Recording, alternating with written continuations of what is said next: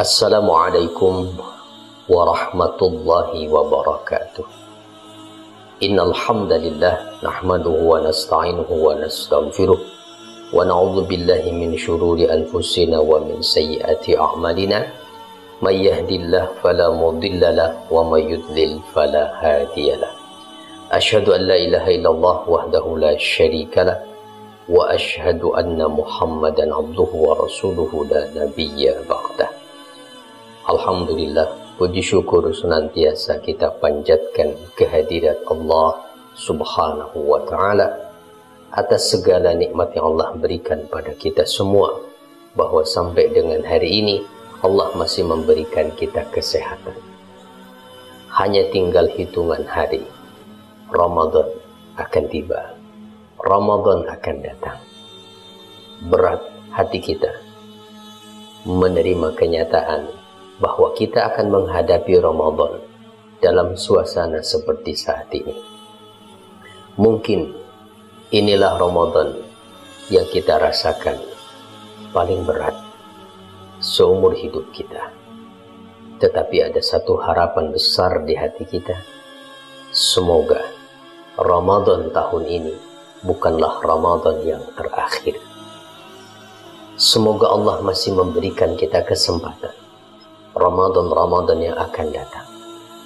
Akan tetapi, seandainya Ramadan tahun ini adalah Ramadan yang terakhir untuk kita, mari kita sambut, mari kita isi, mari kita penuh semangat untuk mengisinya dengan amal kebaikan, agar ia menjadi Ramadan terbaik yang kita persembahkan untuk Allah Subhanahu wa ta'ala. Mari kita sambut Ramadan dengan penuh sukacita. Mari kita sambut Ramadan dengan penuh kegembiraan. Karena keberkahan Ramadan, kemuliaan Ramadan tidak akan sirna karena corona. Datangnya Ramadan adalah karunia dan rahmat dari Allah yang seyogyanya disambut dengan kegembiraan, sebagaimana Allah perintahkan hal itu. Qul bifadlillahi wa birahmatihi fabidzalika falyafrahu huwa khairum mimma yajma'un. Katakanlah Muhammad, dengan karunia Allah dan dengan rahmatnya hendaklah dengan itu mereka bergembira. Karunia Allah dan rahmatnya itu lebih baik dari apa yang mereka kumpulkan berupa harta benda dunia. Saudara-saudaraku, yang terpenting adalah apa yang harus kita lakukan untuk menyambut datangnya Ramadan, supaya kita fokus menyambut Ramadan ini dan mengisi Ramadan dengan penuh semangat melakukan kebaikan. Yang pertama di antara langkah kita untuk menyambut datangnya Ramadan adalah memperbanyak doa, sebagaimana Rasulullah mengajarkan hal itu. Bahkan dari sejak Rajab ada doa yang diajarkan Rasulullah agar kita disampaikan umur sampai ke Ramadan.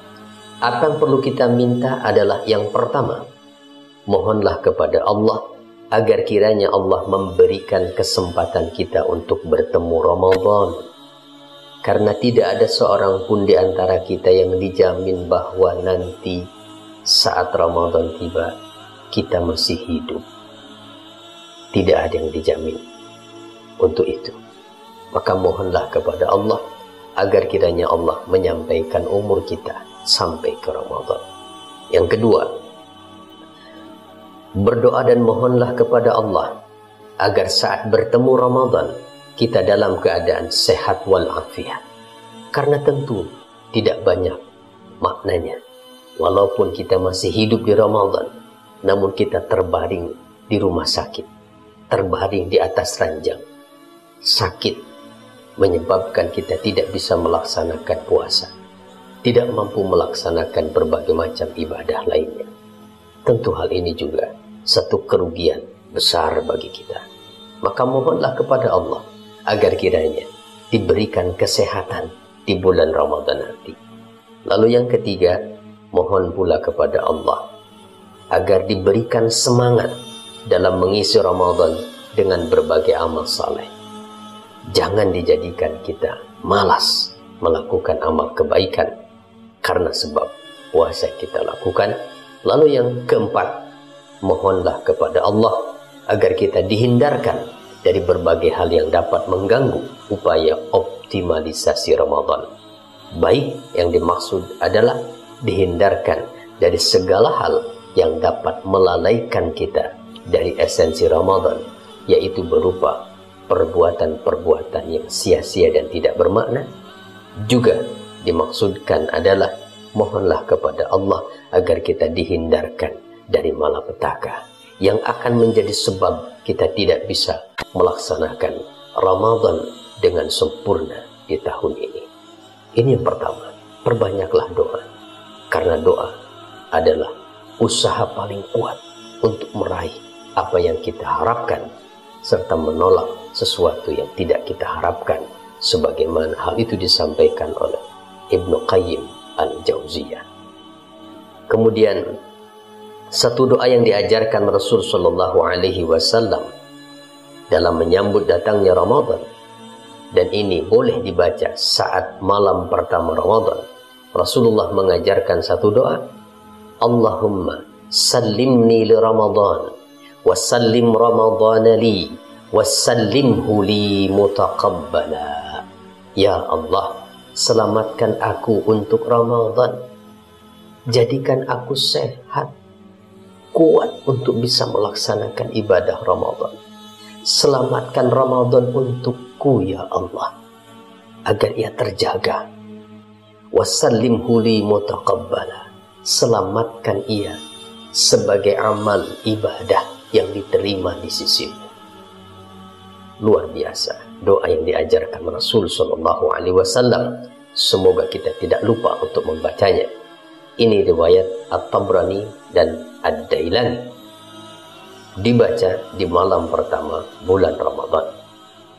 Langkah yang kedua, persiapan menyambut datangnya Ramadan adalah persiapan ruhiyah, mempersiapkan jiwa kita, yaitu membersihkan jiwa kita dengan memperbanyak tobat dan istighfar. Wabah yang terjadi seyogianya menyadarkan kita betapa lemah kita. Allah yang Maha Kuasa dengan makhluk yang kecil saja yang tidak terlihat mata. Ternyata manusia menjadi tak berdaya, lumpuh. Semua yang mereka lakukan, yang dapat mereka perbuat sebelumnya, hari ini tidak bisa mereka lakukan. Hal ini sesungguhnya seharusnya membuat kita sadar. Mungkin selama ini kita menganggap bahwa semuanya adalah kemampuan kita. Segeralah istighfar kepada Allah. Ingatlah semua dosa yang pernah kita lakukan. Menangislah di keheningan malam. Manfaatkan masa-masa di mana kita banyak tinggal di rumah. Manfaatkan di keheningan malam untuk kita bertobat. Menangislah, tangisi dosa-dosa yang pernah kita lakukan.